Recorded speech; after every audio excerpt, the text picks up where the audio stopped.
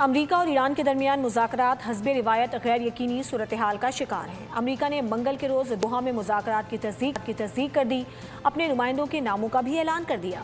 دوسری جانب ایران کا کہنا ہے کہ قطر کے دارالحکومت دوحہ میں امریکہ سے مذاکرات طے نہیں ہیں، بلکہ اس پورے ہفتے میں امریکہ سے مذاکرات کا کوئی پروگرام ہی نہیں۔ دوحہ میں مذاکرات ہوں گے یا نہیں؟ امریکہ اور ایران مل بیٹھیں گے یا نہیں؟ ایران اور امریکہ کے مذاکرات کا پینڈولم حسب روایت کبھی ہاں اور کبھی نہ کے درمیان جھولنے لگا۔ امریکی صدر نے اپنے مخصوص انداز میں نہ صرف مذاکرات کی تصدیق کی بلکہ مذاکرات کی تاریخ اور مقام بھی بتا دیا۔ ٹروتھ سوشل پر پیغام میں لکھا، منگل کے روز قطر کے دارالحکومت دوحہ میں مذاکرات ہوں گے۔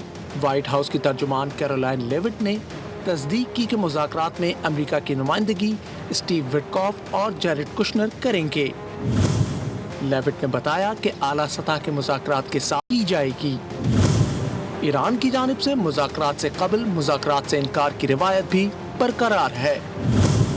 نائب ایرانی وزیر خارجہ کاظم غریب آبادی نے دعویٰ کیا کہ قطر میں امریکی حکام کے ساتھ کسی بھی ملاقات کا کوئی منصوبہ نہیں۔ انہوں نے یہاں تک کہا کہ اس پورے ہفتے ورکنگ گروپ کے کسی تکنیکی اجلاس تک کا کوئی منصوبہ نہیں۔ تاہم امریکی صدر اور عہدیداروں سمیت خبر رساں ایجنسیاں بھی دوحہ مذاکرات کی تصدیق کر رہی ہیں۔ بین الاقوامی خبر ایجنسیوں کے مطابق دوحہ میں اعلیٰ سطح کے مذاکرات کی تیاریاں بھی جاری ہیں۔